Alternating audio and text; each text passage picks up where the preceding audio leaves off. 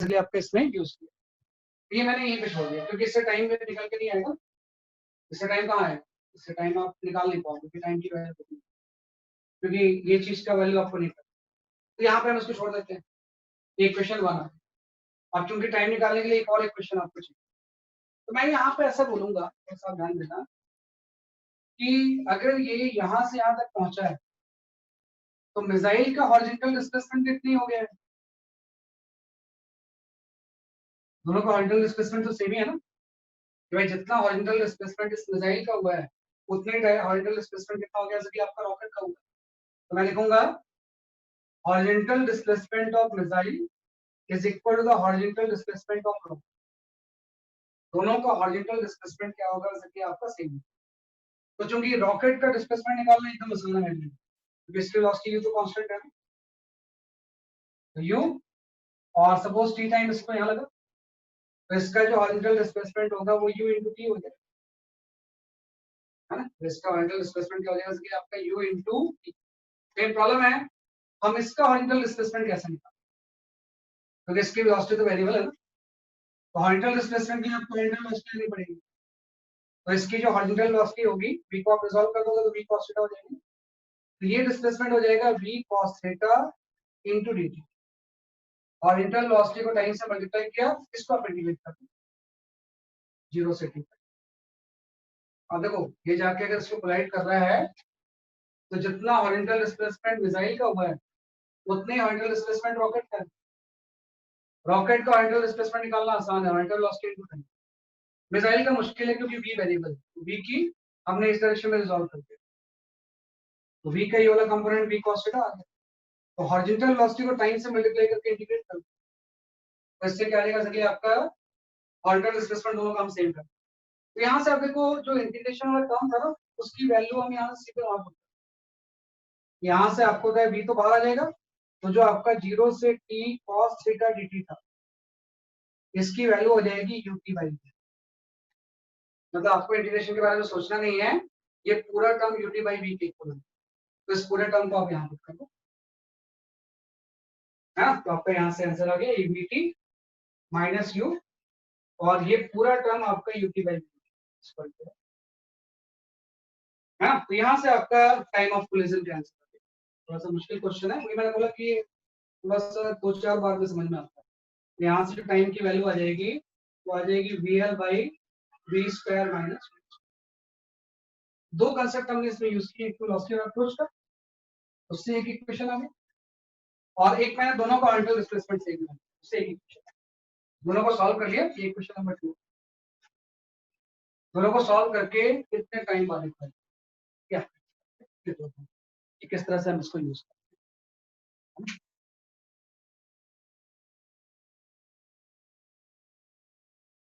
हैं। कर सकते थे कैलकुलस मेथड से, उससे भी, उसमें भी कैलकुलस मेथड से कर सकते थे, है ना। कैलकुलस मेथड से कर सकते थे हम इसमें, आप कैलकुलस से गर्व कर सकते थे आप। हाँ, नहीं नेगेटिव वेलोसिटी तो मैंने कोई टर्म यूज किया नहीं अनु। आप इसको इंटीग्रेट नहीं कर सकते ना, कि बेटे आप इसलिए इंटीग्रेट नहीं कर सकते क्योंकि cos थीटा के साथ dt मल्टीप्लाइड, cos थीटा के साथ d थीटा मल्टीप्लाइड होता तब इंटीग्रेट कर पाते ना, दोनों वेरिएबल अलग अलग, इसलिए हम इंटीग्रेट नहीं कर सकते। अगर cos theta into D theta होता तब हम उसको इंटीग्रेट कर पाते, लेकिन यहाँ तो dt मल्टीप्लाइड है ना, तो इसलिए हम उसको नहीं कर सकते, है ना। ठीक है ना,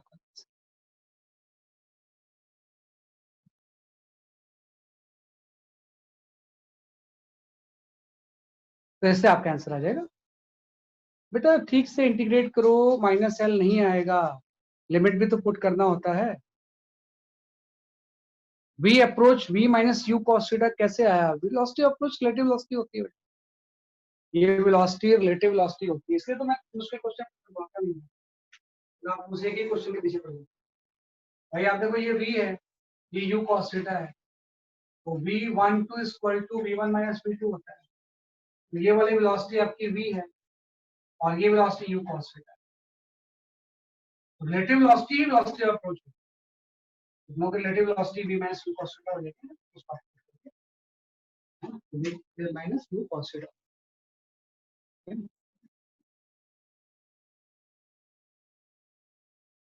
ये लेते हैं क्योंकि हर जगह वेरिएबल हो रहा है ना। हाँ दोनों सेम लाइन पे हैं, सेम लाइन पे दोनों इसी, भाई ये लेते हैं हम, ये तरीका होता है सॉल्व करने का, है ना, दोनों को सॉल्व करने का ये क्या होता है, तरीका होता है। बेटा v वेरिएबल नहीं है, v की डायरेक्शन वेरिएबल है। हाँ वो दोनों सेम लाइन पे हैं, इसलिए सेम लाइन पे ही वेलोसिटी ऑफ अप्रोच लेते हैं, दोनों सेम डायरेक्शन में। और v वेरिएबल नहीं है, एंगल वेरिएबल है। v को तो मैं इंटीग्रेशन से बाहर ले रहा हूँ, v तो जो मैग्नीट्यूड है वो तो कांस्टेंट है ना। देखो हॉरिजॉन्टल डिस्प्लेसमेंट में आप इंटीग्रेशन दोनों साइड पे ले लो, लेकिन u तो कांस्टेंट है ना, u की डायरेक्शन वेरिएबल थोड़ी हो रही, वो तो हॉरिजॉन्टल ही है, तो इसलिए उसको इंटीग्रेट करने की जरूरत नहीं है ना। मतलब आप इंटीग्रेट करके निकाल लो, उससे फर्क नहीं पड़ता है। साक्षी मिश्रा, होप यू अंडरस्टैंड। भाई बीच में v हमने इसलिए ले लिया क्योंकि v वेरिएबल नहीं है, उसकी डायरेक्शन वेरिएबल, v की जो मैग्नीट्यूड है वो तो कांस्टेंट है, v की मैग्नीट्यूड क्या है बेसिकली आपका कांस्टेंट। राइट में माइनस एल नहीं आएगा दक्ष, लिमिट पुट करो। लिमिट किस तरह से पुट करेंगे हम, dr का इंटीग्रेशन r हो जाएगा और ये l से 0 है, पहले 0 पुट करेंगे, माइनस एल पुट करेंगे तो माइनस माइनस प्लस पहले ही आ जाएगा आंसर, है ना। अपर लिमिट लोअर लिमिट दोनों पुट करेंगे ना, तो उससे आपका आंसर तो कर सकते हैं। ये आप थोड़ा ध्यान रखना, ठीक है ना। तो ये थोड़ा सा क्वेश्चन है, मुझे तो लगता है बहुत लोगों को इसका आंसर ही याद था, है ना। कई बार स्टूडेंट को याद ही रहता है, इतने टाइम बाद ये कोलैट करेंगे, लेकिन प्रोसेस मैंने बताया, तो एक दो बार देखोगे तो आपको चलो नेक्स्ट क्वेश्चन पे आते हैं। बेटा हॉरिजॉन्टल डिस्प्लेसमेंट में इंटीग्रेट किया तो है मैंने, हॉरिजॉन्टल डिस्प्लेसमेंट में इंटीग्रेट किया तो है, इंटीग्रेट करके तो निकाला मैंने ये वाला। जब मिसाइल का मैं ले रहा हूँ तो मिसाइल की तो डायरेक्शन वेरिएबल है, तो इंटीग्रेट करके तो निकाल रहा हूँ डिस्प्लेसमेंट। हॉरिजॉन्टल वेलोसिटी को टाइम के साथ इंटीग्रेट कर दिया तो आपका बीसी का तो थीटा वेरिएबल है, इसका तो वेरिएबल है ही नहीं ना, इसका तो सिंपल u इंटू टी है। अगर आप करोगे तो सिंपल ऐसा ले लोगे, integration of u into D, u बाहर आ जाएगा, जैसे यहाँ पे v बाहर आ, v बाहर आ जाएगा, cos थीटा dt इंटीग्रेट हो, थीटा वेरिएबल, तो जो वेरिएबल होता है वो इंटीग्रेट, उसको हम सिंपल ut लिख सकते हैं। कोई वेरिएबल होगा तभी तो इंटीग्रेट करेंगे, जब वेरिएबल नहीं है तो फिर तो सीधे ही आ जाएगा। चलो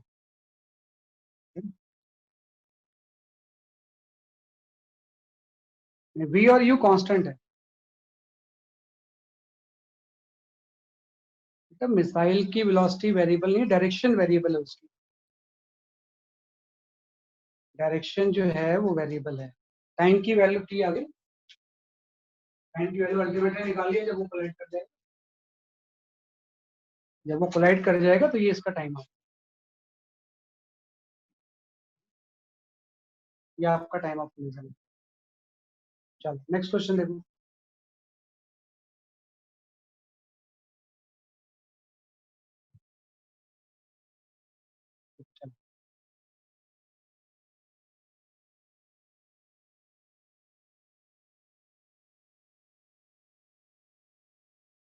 you can go for this question. अब वो वेलोसिटी अप्रोच को भूल जाओ, उसको हर क्वेश्चन में यूज नहीं करना, सिंपली सॉल्व करो, एक दो क्वेश्चन होते हैं उसी के लिए वो यूज होता है।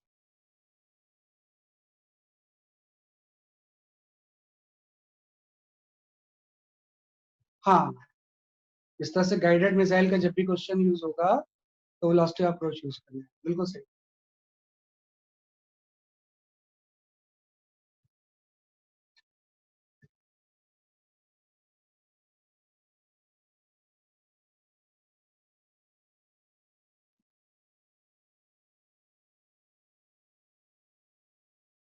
हाँ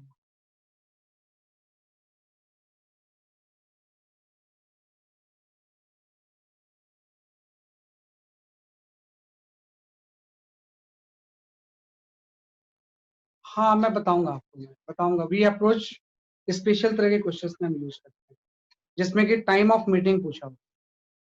वी अप्रोच तब यूज करना है जब टाइम ऑफ मीटिंग दो चीजों का पूछा हुआ, तो उस केस में हम वी अप्रोच यूज करते हैं।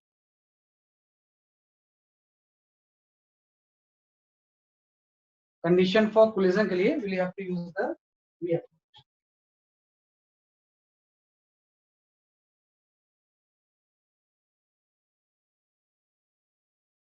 रिलेटिव वेलोसिटी तो वो रिलेटिव वेलोसिटी है, वी अप्रोच का अलग चीज है। रिलेटिव वेलोसिटी इस क्वेश्चन में भी यूज कर लो वेलोसिटी अप्रोच, लेकिन इतना कॉम्प्लिकेटेड बनाते नहीं है।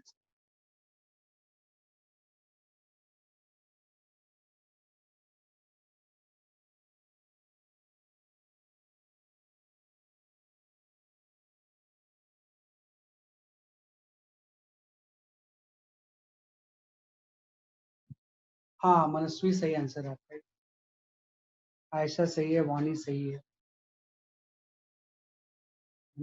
Piyush Jha is correct, Amogh is correct, सही सही सब सही बता रहे हैं। इस क्वेश्चन के बाद तो वैसे सारे क्वेश्चन सही हो जाते हैं।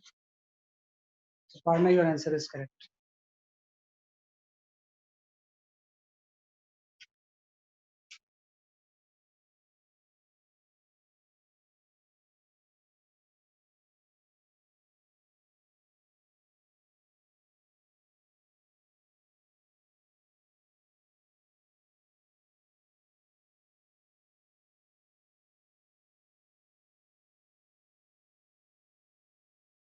हाँ सही है, मोस्टली जो आंसर बता रहे हैं वो ये बी बता रहे हैं आंसर, है ना। B option is the correct option, है ना, कि इसमें जो बी ऑप्शन है वो सही है ना। B option is the correct option, सही बता रहे हैं, है ना। सबने सॉल्व कर लिया ऑलमोस्ट।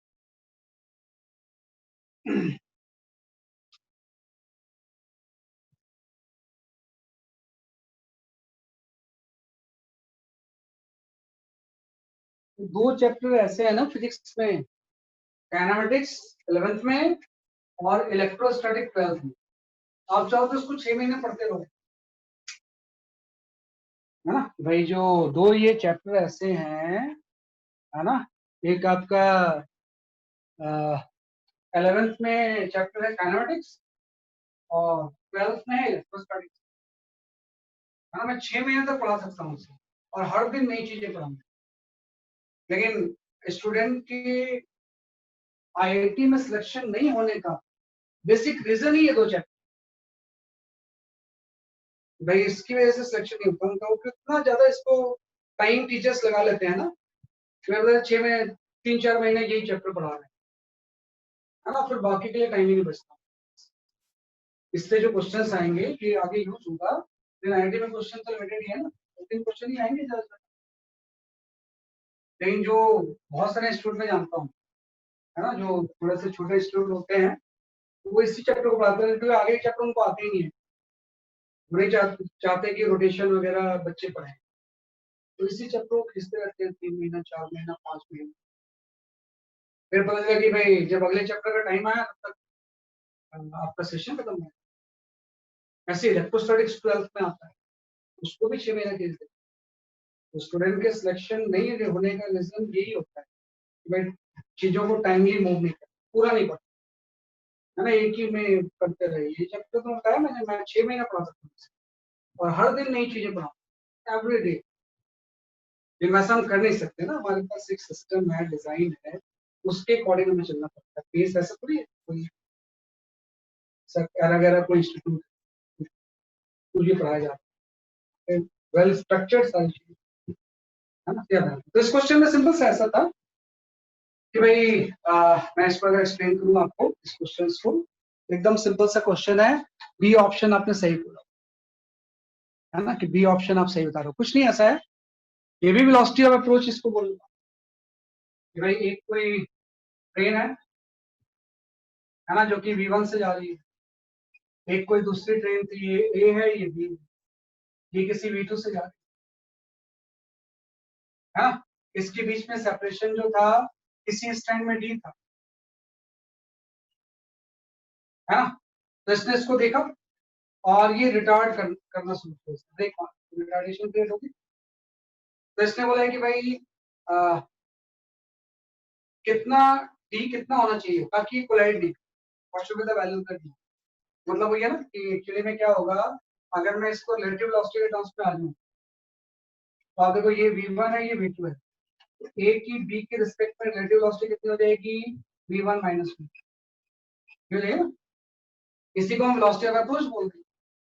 भाई अब b तो रेस्ट पे आ गया, b क्या हो गया एग्जैक्टली आपका रेस्ट पे, हाँ तो ये इसकी तरफ इस वेलोसिटी से अप्रोच कर रहा है, हाँ इसी को रिलेटिव वेलोसिटी को ही हम वेलोसिटी ऑफ अप्रोच, ये डिस्टेंस इसके बीच में d है, कॉन्सेप्ट ठीक है, रिटार्डेशन इसमें ये लग रहा है, तो इसके ऊपर तो कोई रिटार्डेशन था नहीं, यही रिलेटिव रिटार्डेशन है। तो अगर इससे अगर कोलाइड नहीं करना है तो उसके पहले इस पर रुक जाना होगा ना, तो मैं निकालूंगा कि कितने डिस्प्लेसमेंट के बाद ये जाके रुक जाए। यहाँ से हम लिख देंगे v square equal to u square plus 2a into s, तो जस्ट जाकर रुक गया तो जीरो। इनिशियल वेलोसिटी क्या हो जाएगी, v1 माइनस v2 का होल स्क्वायर, रिलेटिव वेलोसिटी का ट्रांसफॉर्म इसको अप्लाई कर रहा है, रिटार्डेशन लग रहा है तो माइनस 2as है ना। तो इतने डिस्प्लेसमेंट के बाद इसको रुकना चाहिए, ये डिस्प्लेसमेंट आ गया v1 माइनस v2 का होल स्क्वायर बाई 2 है ना। इतने डिस्प्लेसमेंट के बाद इसको रुकना चाहिए, और आपको पता है ये जो डिस्प्लेसमेंट होगा जो भी आपने निकाला that should be less than D, हाँ कि अगर ये डिस्प्लेसमेंट डी से ज्यादा होगा तो इससे कोलाइड कर देगा, तो अगर ये चीज लेस देन डी होगी हाँ तो ये कोलाइड नहीं करेगा, मतलब डी की वैल्यू से ज्यादा होना चाहिए, आपका बी ऑप्शन हो जाता है। तो सिंपल सा रिलेटिव वेलोसिटी यूज करते हैं। तो बहुत सारे मैं आपके सॉल्यूशंस देखता हूँ ना, तो वो दो दो पेज के सॉल्यूशंस होते हैं, दो पेज के सॉल्यूशन इसलिए आप कर लो कि आप रिलेटिव वेलोसिटी यूज, अगर आप रिलेटिव वेलोसिटी यूज करोगे तो एक लाइन में क्वेश्चन सॉल्व होगा, मुझे नहीं आपको यहाँ से यहाँ आ गया, इसकी वेलोसिटी इसके रिस्पेक्ट में निकाल लिया तो ये आ गया, ये तो रेस्ट आ गया। फिर मैं निकालूंगा कितने डिस्प्लेसमेंट के बाद जाके रुक जाएगा, तो डिस्प्लेसमेंट ये आ गया, अगर ये डिस्प्लेसमेंट डी से कम होगा तो पहले रुक जाएगा ना, ये कोलाइड नहीं करेगा, अगर इससे ज्यादा होता तो कोलाइड कर जाएगा, ये कंडीशन है, तो आपका बी ऑप्शन हो जाएगा। सर रिलेटिव वेलोसिटी यूज करें, इसी रिलेटिव वेलोसिटी को वेलोसिटी ऑफ अप्रोच बोलो, बात एक ही नाम से क्या फर्क पड़ता है, तो B option is the correct answer. चलो नेक्स्ट क्वेश्चन पे आते हैं, चलो एक थोड़ा सा मजे वाले क्वेश्चन पर आता हूँ, जस्ट एक लॉजिकल क्वेश्चन थोड़ा सा।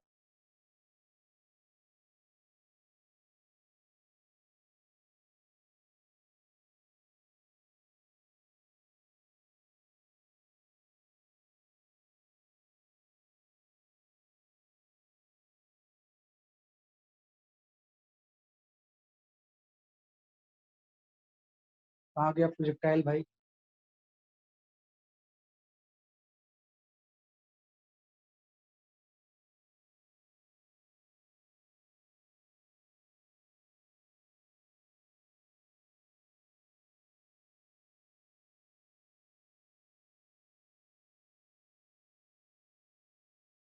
हाँ ये ठीक क्वेश्चन है।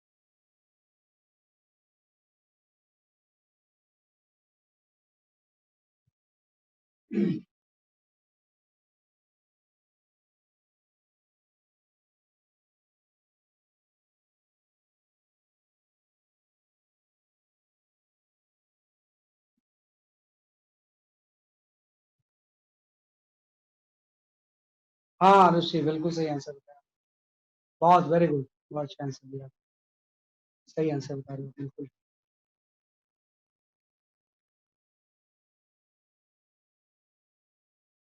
कार्तिक बिल्कुल सही आंसर।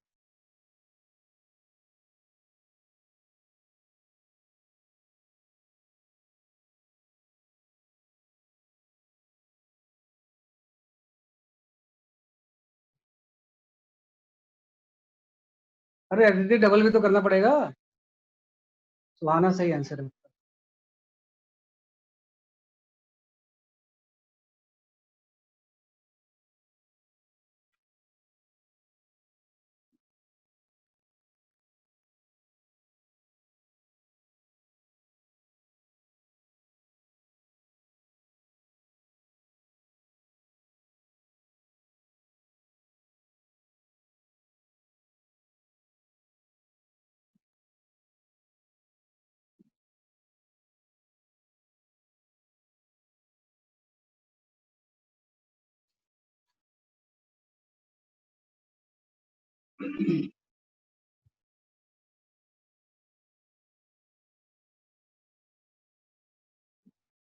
हाँ सही है, अमुक सही आंसर है आपका। बिल्कुल सही, बिल्कुल सही है। पीयूष शाह सही है।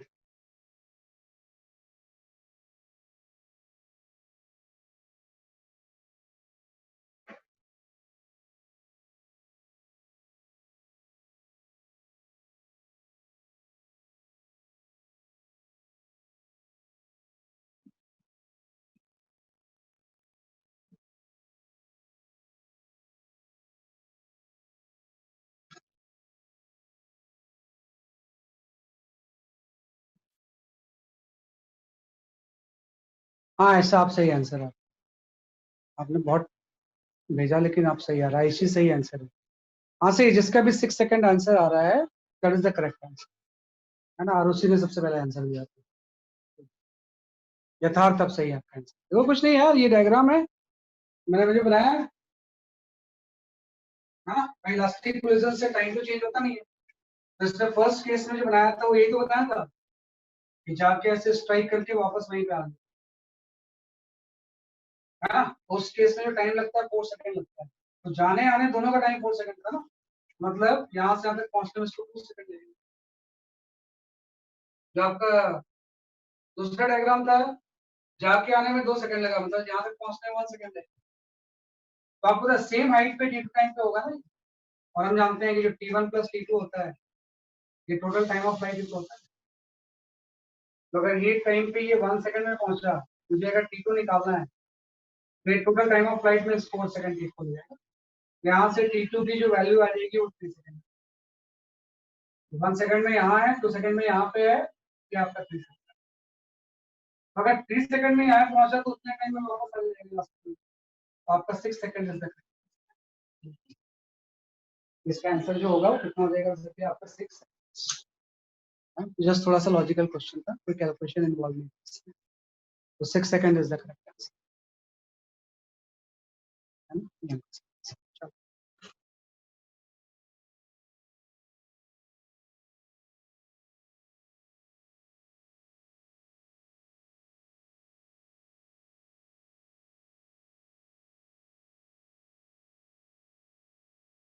Go for this question.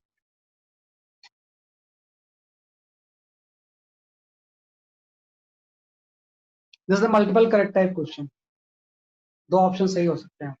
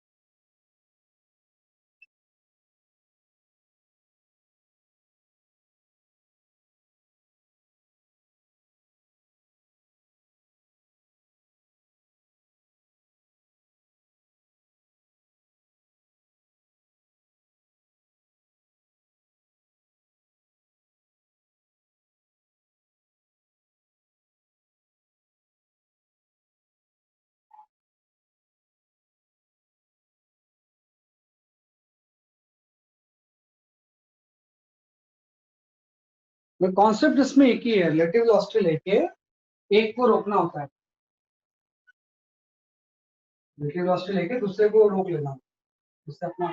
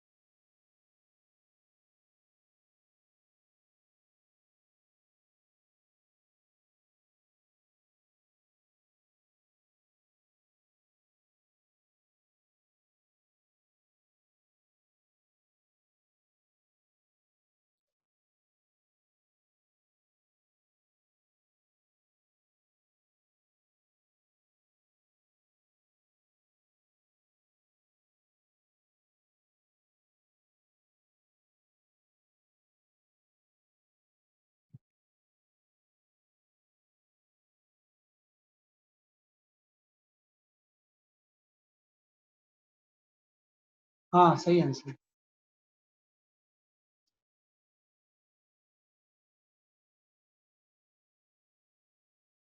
Aditi Joshi और आंसर इज करेक्ट। आईसी और आंसर इज करेक्ट। भव्या और आंसर इज करेक्ट। मनस्वी और आंसर इज करेक्ट। वाणी और answer is correct.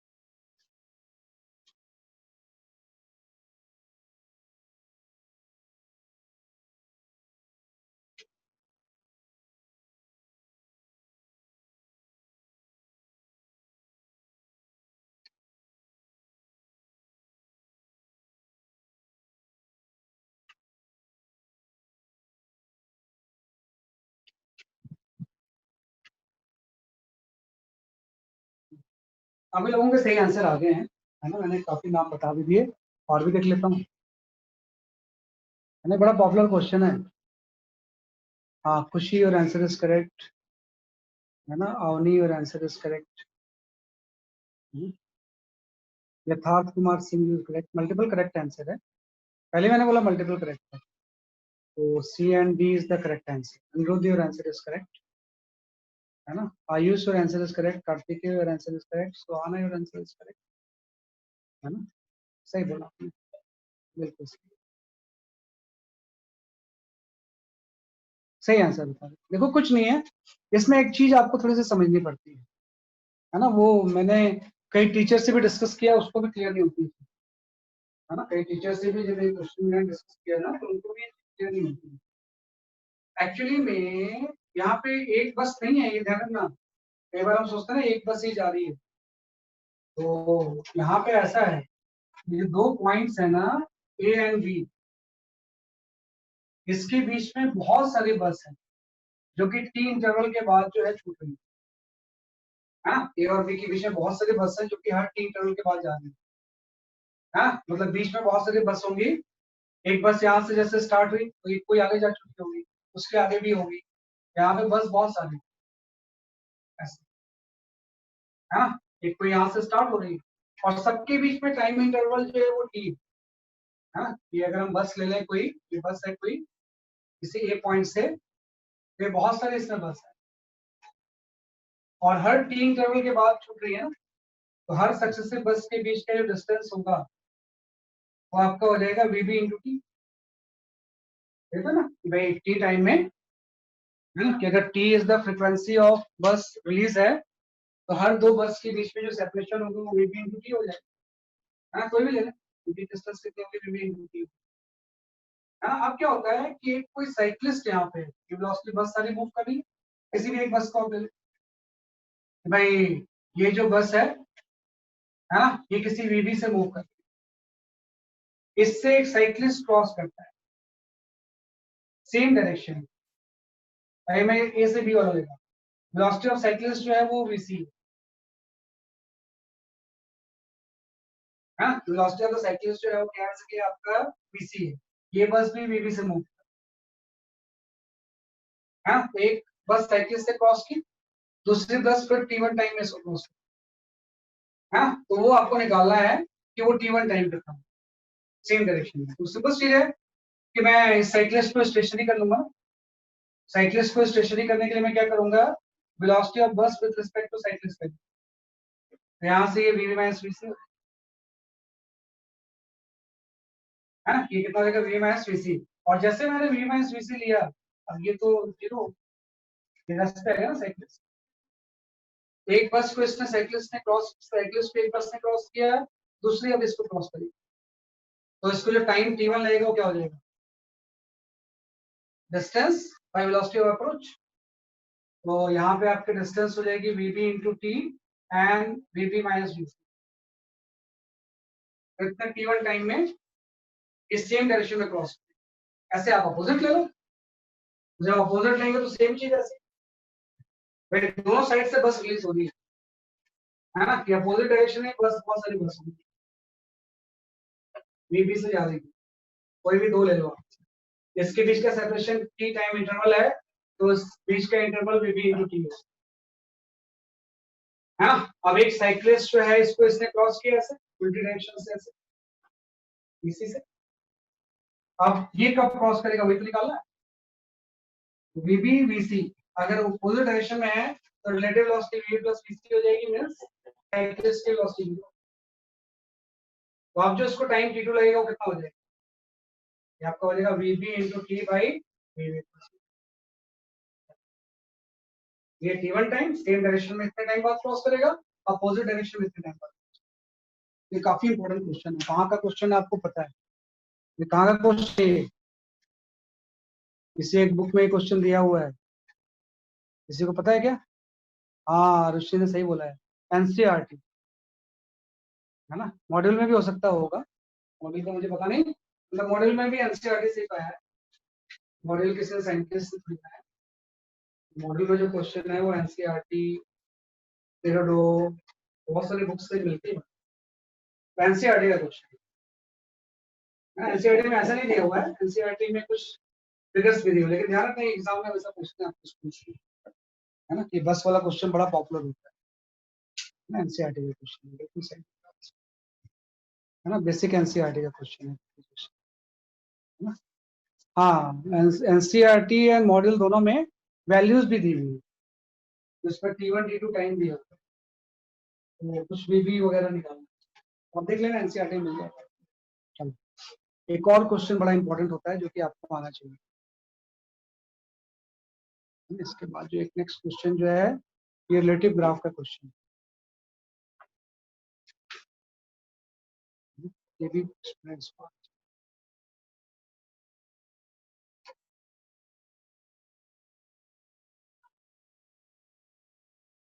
we can go for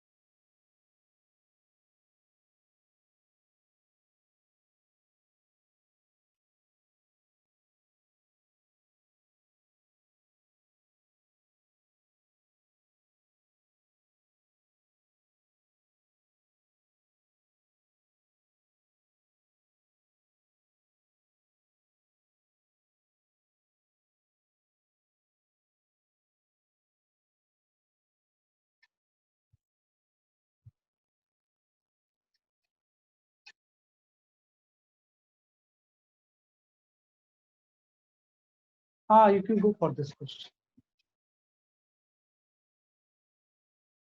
ये मुझे थोड़ा समझाना होता है आपको।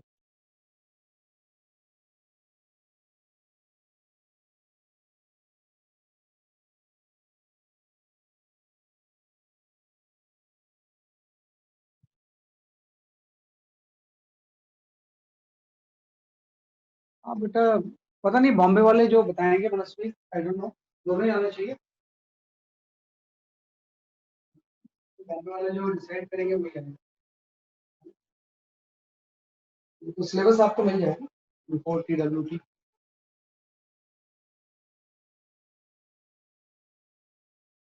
ग्राफ कोई है नहीं, ग्राफ भी आपको बनाना ही है, आपको इक्वेशंस भी लिखना है, फिर ग्राफ भी प्लॉट करना है। ग्राफ कोई दिया हुआ नहीं है।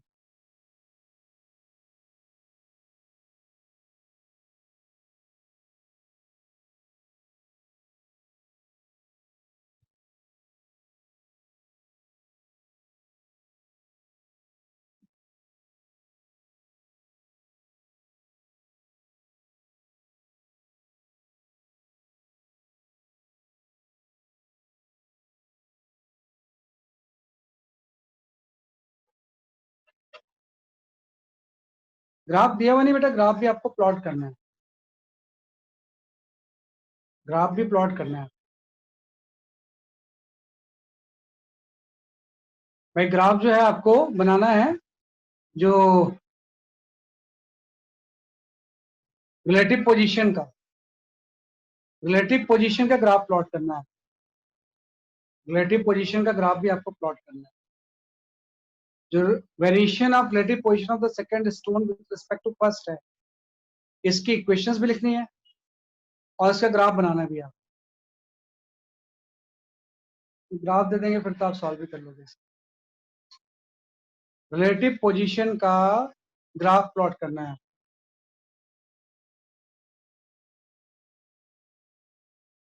रिलेटिव पोजीशन का ग्राफ प्लॉट करना है और उसके जो लीनियर एंड कर्व पार्ट है उसके इक्वेशंस लिखनी है।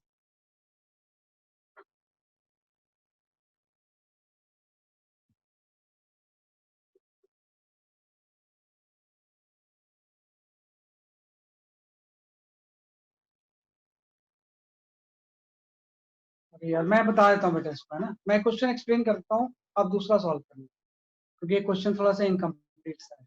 मैं यहाँ पे वेरीफाई इसको लिख देता हूँ। मैं इस क्वेश्चन को बता देता हूँ, आप दूसरा सॉल्व करना इस जैसे कोई क्वेश्चन आएंगे। ये थोड़ा सा इनकम्प्लीटनेस है। I will just explain, I don't worry. ठीक, चलो मैं एक्सप्लेन करता हूँ। देखो ये सिचुएशन ये थी, मुझे थोड़ा बताना होता है आपको, बड़ा इंपॉर्टेंट क्वेश्चन है ये भी। एक कोई इस तरह से टावर है ना, आप ध्यान रखना। इस टावर की हाइट जो है 200 मीटर इस तरह से है ना, और यहाँ से हमने साइमल्टेनियस के दो स्टोन थ्रो किए, स्टोन 1 स्टोन 2। एक स्टोन को आपने थ्रो किया 15 से और एक को आपने थ्रो किया 30 से, इनिशियल वेलोसिटी से। तो अगर फ्री फॉल ये होगा, दोनों में जी लग रहा होगा। तो इसने बोला है दोनों की जो रिलेटिव पोजीशन होगी, है ना, एक वर्ड यूज किया है रिलेटिव पोजीशन, है ना। मतलब आपको एक ग्राफ जो प्लॉट करना है यहाँ पे, है ना, एक ग्राफ यहाँ पे प्लॉट करना है। आपको थोड़ा से मैं एक्सप्लेन करता हूँ। आपको एक ग्राफ प्लॉट करना है रिलेटिव पोजीशन, है ना। रिलेटिव पोजीशन का मतलब हो जाता है y2 minus y versus time.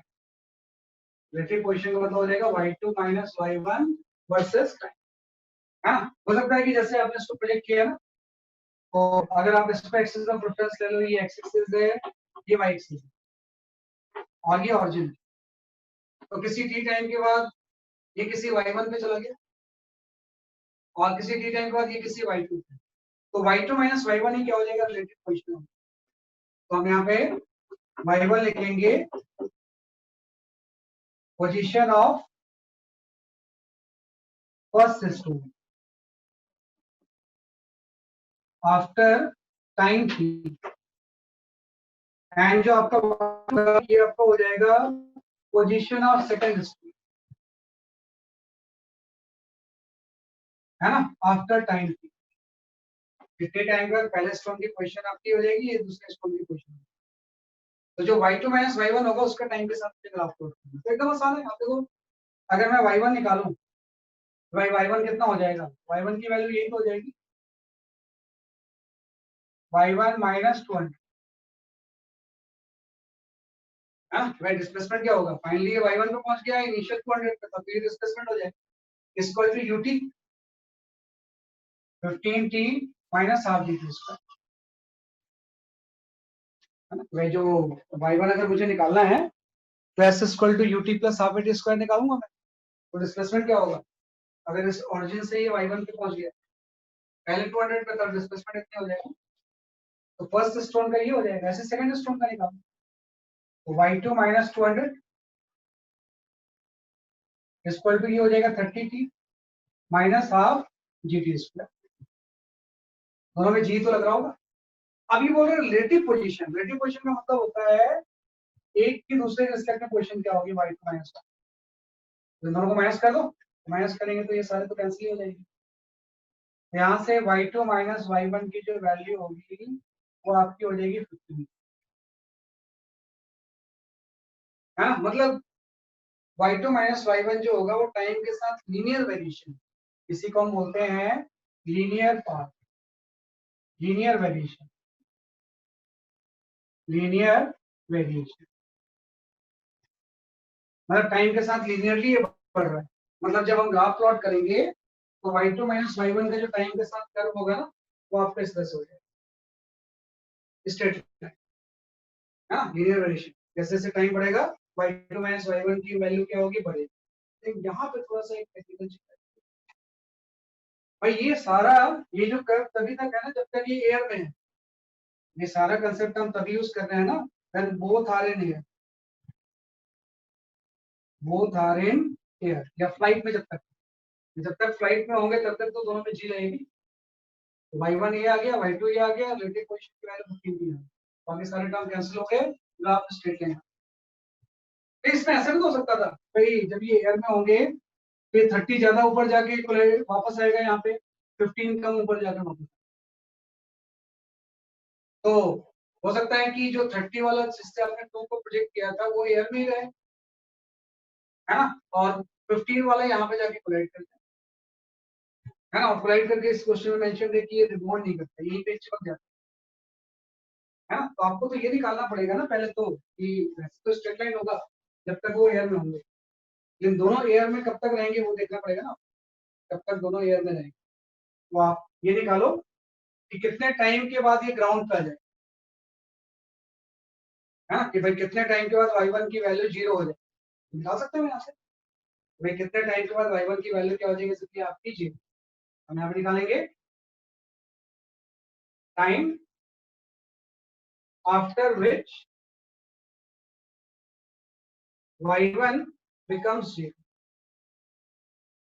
वही वही क्वेश्चन, उसमें y1 की जगह पे 0 पुट कर दो, y1 0 होने का मतलब ये ग्राउंड पे आ गया। तो यहाँ से आपकी इक्वेशन आ गई, y1 की वैल्यू जब 0 पुट करोगे इसमें तो यहाँ से आपकी इक्वेशन आ गई, -200 प्लस 15t माइनस 5t, है ना। y1 की वैल्यू आपने 0 पुट कर दो, तो यहाँ से आप टाइम कैलकुलेट करो, तो ये टाइम की वैल्यू जो आएगी वो 8 सेकंड, है ना। यहाँ से जो टाइम की वैल्यू आएगी वो टाइम की वैल्यू कितनी आएगी, सकती है आपकी 8 सेकंड्स। 8 सेकंड्स के बाद ये जाके ग्राउंड में कोलाइड करेगा, वही है डिस्प्लेसमेंट माइनस 200 हो जाएगा, ये सारी चीजें। टाइम की वैल्यू कितनी आ जाएगी, 8 सेकंड, है। तो 8 सेकंड के बाद क्या होगा, आप देखो ये टावर था, है ना, ये जो फर्स्ट स्टोन था वो तो ग्राउंड पे आ गया, लेकिन जो सेकंड स्टोन होगा वो स्टिल इसमें एयर में ही होगा ना, तो इसका तो कुछ y2 होगा, है ना, कि आफ्टर 8 सेकंड क्या होगा भाई, एक तो ग्राउंड में आ गया, है ना, 8 सेकंड में ही ग्राउंड में स्ट्राइक कर, 8 सेकंड बाद इसकी जो y2 माइनस y1 होगी, है ना, y2 माइनस y1 8 सेकंड में जो इसकी वैल्यू होगी 120 मीटर, एक आपका ग्राउंड में टच करके और एक स्टिल एयर में। तो अब मैं आफ्टर 8 सेकंड अगर निकालूं, आफ्टर 8 सेकंड, है ना, तो 8 सेकंड में अगर y2 माइनस y1 निकालूं तो y1 तो 0 हो गया ना, तो सिर्फ y2 ही बच जाएगा, है ना। तो जो y2 माइनस y1 की वैल्यू होगी वो जस्ट आपकी हो जाएगी 200 minus plus 30t minus 5t, है ना। इसमें y1 की वैल्यू आपने क्या पुट कर दी, 0, है ना, क्योंकि जब दोनों एयर में थे तब तो y2 माइनस y1 15t आ गया, नहीं जब एक y1 अगर 0 हो जाए तो उसके बाद अगर आप इसको निकालोगे y2 माइनस y1 कितना हो जाएगा, तो y2 माइनस y1 जो होगा y2 ही हो जाएगा, तो y2 की वैल्यू आ गई। तो ये जो क्वेश्चन है ना, अब ये कर्व पार्ट है, इसलिए वो ग्राफ की बात कर रहा था, इसका जो ग्राफ बनेगा उससे एक तो लीनियर पार्ट होगा और इस इक्वेशन के अकॉर्डिंग एक कर्व पार्ट, और वो जो कर्व पार्ट होगा वो आपको इस तरह से अप टू 12 सेकंड में दूसरा वाला भी ग्राउंड कर देगा। 12 सेकंड में दूसरा वाला भी क्या होगा सके आपको ग्राउंड करेगा। ये काम बड़ा इंपॉर्टेंट, तो पहले लीनियर, उसके बाद आपका एक कर्व। जब तक दोनों एयर में होंगे तब तक स्ट्रेट लाइन ग्राफ होगा, रिलेटिव सेपरेशन। जब एक ग्राउंड में आ गया दूसरा एयर में है तो ये क्वाड्रेटिक इक्वेशन, क्वाड्रेटिक इक्वेशन का इक्वेशन आपका कर्व, और कर्व इसी नेचर का होगा, सैड कर्व। सैड कर्व इसलिए होगा क्योंकि एयर में माइनस जी तो लग रही हो, और जब एक्सेशन नेगेटिव होता है तो कर्व कैसा होता है, सैड कर्व। तो ये सोच इसी के अंदर है ना, ये बड़ा एक इंपॉर्टेंट चीज, रिलेटिव सेपरेशन का ग्राफ है ना। कुछ चैट भी आए हुए हैं, देख लेता हूँ, है ना। Linear relative position versus time का ग्राफ, लीनियर वेरिएशन दोनों को माइनस कर दो, है ना। रिलेटिव पोजीशन वर्सेस टाइम का ग्राफ, दोनों को माइनस कर दो ना यार। इसी टी टाइम के बाद y1 की वैल्यू ये हो जाएगी, y2 की हो जाएगी, दोनों को माइनस कर, माइनस करेंगे तो सब कैंसिल हो जाएंगे ना। दोनों में जी लग रहा था, जी का इफेक्ट कैंसिल हो गया, 2 अंदर 2 ये 15 टी आ गई। जब आप लिखते हो ना y equal to mx plus c, तो स्ट्रेट लाइन की इक्वेशन होता है, तो इसमें इंटरसेप्ट 0 है, तो 0 हो गया, तो y इक्वल टू सिर्फ mx प्लस y की जगह पे y2 माइनस y1 है, m की जगह पे 15 है, x की जगह पे 9। तो स्ट्रेट लाइन कर देंगे, स्ट्रेट लाइन अगर इंटरसेप्ट 0 है वो स्ट्रेट लाइन ओरिजिन से पहुंचे, और जब एक ग्राउंड में टच कर गया फिर ये थर्ड पार्ट है। थर्ड पार्ट जो होगा बेसिकली आपका इस इक्वेशन, तो ये जस्ट हमने थोड़ा सा ये भी रिलेटिव पोजीशन का टाइम। एक लास्ट क्वेश्चन, हालांकि टाइम कम है या फिर भी ये क्वेश्चन करना आपको जरूरी है। This is related to the simple graph, थोड़ा पेशेंस के साथ कर लेना, इतने क्वेश्चंस किए तो इसको भी ले लेंगे। आफ्टर 8 सेकेंड्स मैंने बोला 8 सेकेंड्स में पहला पार्टिकल तो ग्राउंड को स्ट्राइक कर गया, जो फर्स्ट पार्टिकल होगा ना वो ग्राउंड पे आ चुका, एंड ग्राउंड पे आके रेस्ट पे आ गया, ये तो मूव भी नहीं करता, और इसका y1 0 हो जाएगा, लेकिन इसका y2 तो कुछ होगा, और y2 इतना ही होगा, है ना। आफ्टर 8 सेकंड के बाद कोई टी टाइम मिल जाए अगर हम, है ना, तो y2 की वैल्यू यही होगी। तो उसके बाद अगर मैं y2 माइनस y1 निकालूं, y1 तो 0 हो गया, तो y2 minus y1 y1 y2 के इक्वल हो जाए, और y2 की वैल्यू है इसको यहाँ पे। तो उसके बाद इसका जो इक्वेशन होगा वो टाइम के साथ लीनियर नहीं, क्वाड्रेटिक इक्वेशन आती है। जब भी क्वाड्रेटिक इक्वेशन आती है तो उसका जो ग्राफ होता है वो कर्व, और सैड कर्व इसलिए होगा क्योंकि जी डाउनवर्ड एक्ट कर रहा है ना, तो एक्सेशन नेगेटिव होता है तो कर्व कैसा नापते हो सकते हैं आपका से, तो ये टेस्ट कर इसके साथ।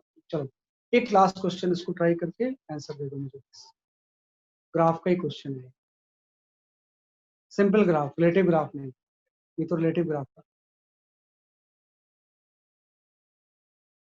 सिंपल ग्राफ में हम आ जाते हैं, ये बड़े दिन से मैं करवाना चाह रहा था लेकिन नहीं करवा पा रहा था, जैसे ओनली वन ग्राफ क्वेश्चन। हाँ ये जस्ट सॉल्व दिस क्वेश्चन।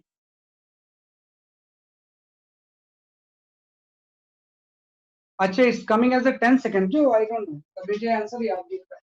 अगर ये 10 सेकंड के बाद है तो 10 सेकंड करें, तो मैंने जस्ट 8 सेकंड ऐसे लिया, आप 10 सेकंड करें, 8 के हो गया। अगर वो डिस्प्लेसमेंट 0 आफ्टर 10 सेकंड आ रहा है then put as 10 second. Shape important है, डाटा उतना इंपॉर्टेंट है। आईसी अगर वो 10 आ रहा है ना तो 10 कर लो।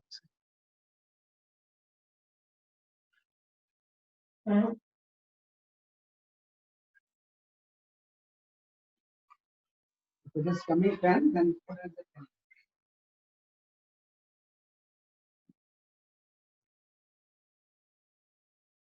कैसे कम, हाँ 10 सेकंड, नहीं नहीं 8 सेकंड ही आ रहा है बेटा, 8 सेकंड ही आ रहा है, 10 नहीं आ रहा, 8 ही कर रहा है। इधर डाटा आप चेक करें।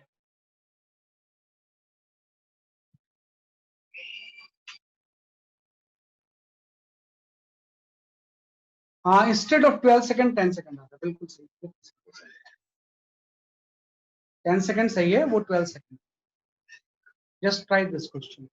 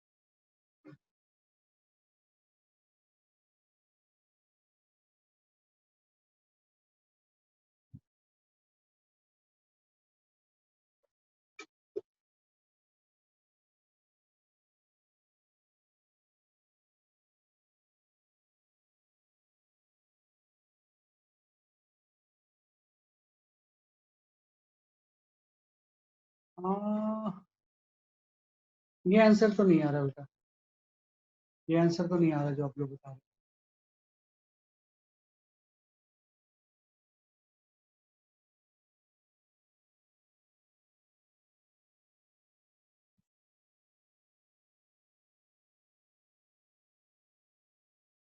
आपको ज्यादा अगर क्वेश्चन की प्रैक्टिस की जरूरत है ना, मुझे बता देना, थर्सडे के दिन जो क्लास होगी उसमें फिर से मैं कैनाडिस के क्वेश्चंस की प्रैक्टिस करवा दूंगा। मैसेज कर देना मुझे व्हाट्सएप पे, मैं किस तरह के क्वेश्चंस को आपको ज्यादा करना है। तो नेक्स्ट वीक थर्सडे को आधा घंटा 1 घंटा में फिर कुछ क्वेश्चंस और प्रैक्टिस करते हैं। चलो कोई नहीं, अभी आप मत करो इसे आप, क्योंकि वैसे भी आप दिमाग जो है खाली हो चुका है। मनस्वी और आंसर इज करेक्ट, मनस्वी और आंसर इज करेक्ट, बाकी कोई आंसर अभी सही नहीं है। Take it as a homework, है ना? अगर नहीं होगा तो फिर मैं एक्सप्लेन करूंगा, वैसे हो जाएगा। That is all for today, bye bye. काफी लेट हो गया, right? Take this question as a homework. Bye bye.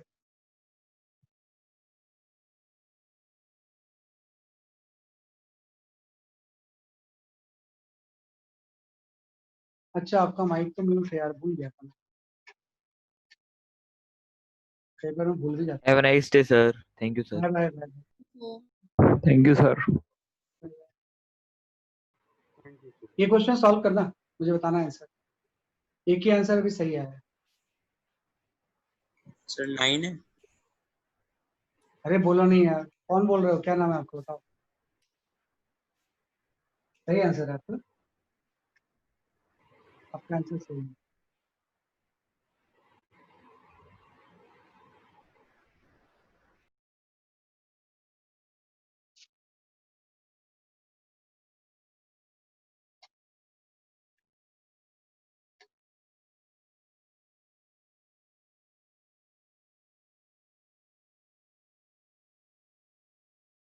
Straight line की equation y equal to mx plus c बना लो, फिर a की जगह पे dv by d s, straight line की इक्वेशन बना के a की जगह पे v into d by d s आ जाएगा।